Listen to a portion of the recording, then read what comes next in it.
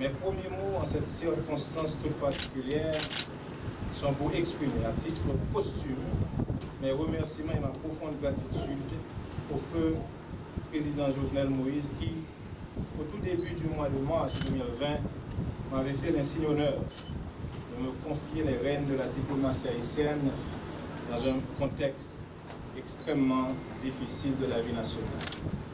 Au cours des 21 mois que j'ai passé à ce poste ô combien prestigieux, j'ai toujours fait de mon mieux.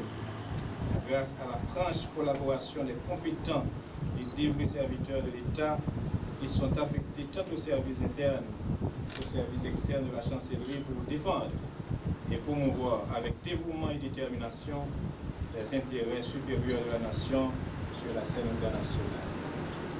Monsieur le ministre, Mesdames, Messieurs, lorsque le feu président Jovenel Moïse, en me choisissant pour occuper le poste de ministre des Affaires étrangères et des cultes, m'a clairement fait part de sa volonté de moderniser la diplomatie haïtienne, de renforcer ses structures internes et externes pour en faire un véritable outil au service du développement social et économique durable d'Haïti.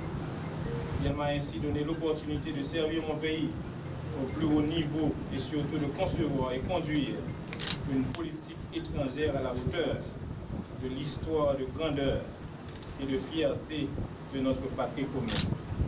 Ce que j'ai accepté avec humilité, un fort esprit de patriotisme, un souci de résultat.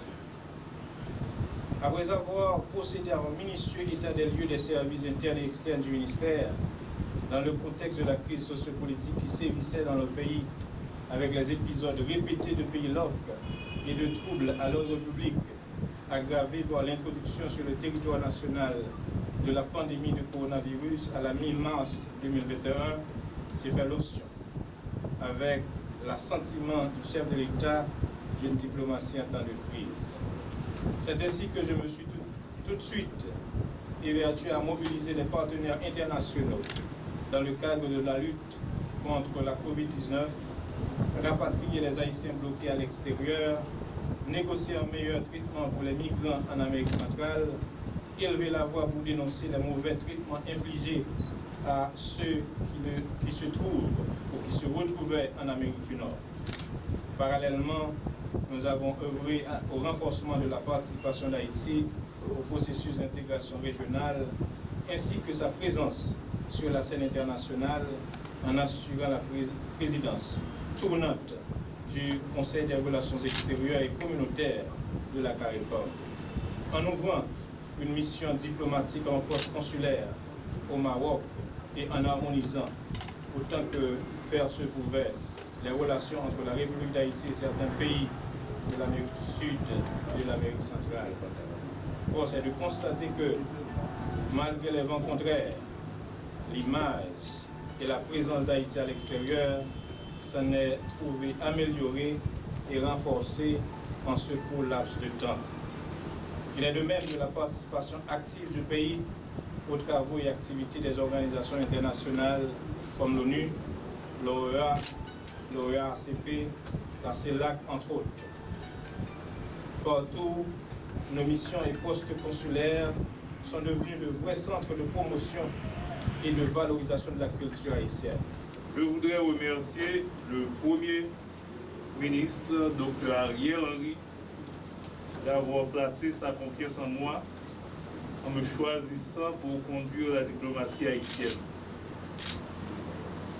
Je serai à la hauteur de cette mission dans ce contexte historique difficile marqué par une crise multiforme. Mes remerciements vont également au ministre sortant, Dr. Claude Joseph, que je succède à la tête du ministère des Affaires étrangères et des cultes.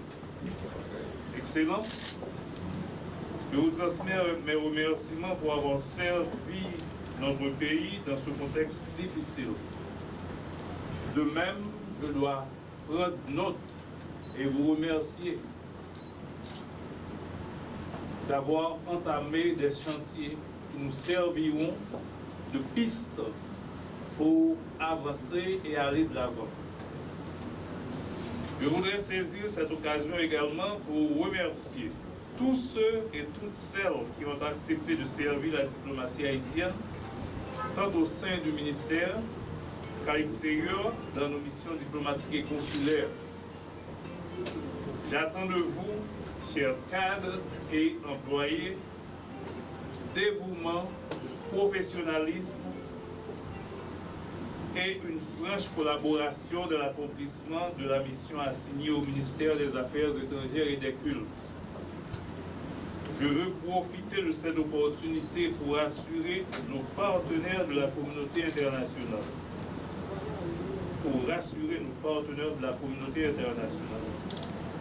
Au nom du gouvernement et sous le leadership du Premier ministre, je travaillerai à consolider les liens d'amitié qui existent entre Haïti et nos partenaires traditionnels du Nord et du Sud.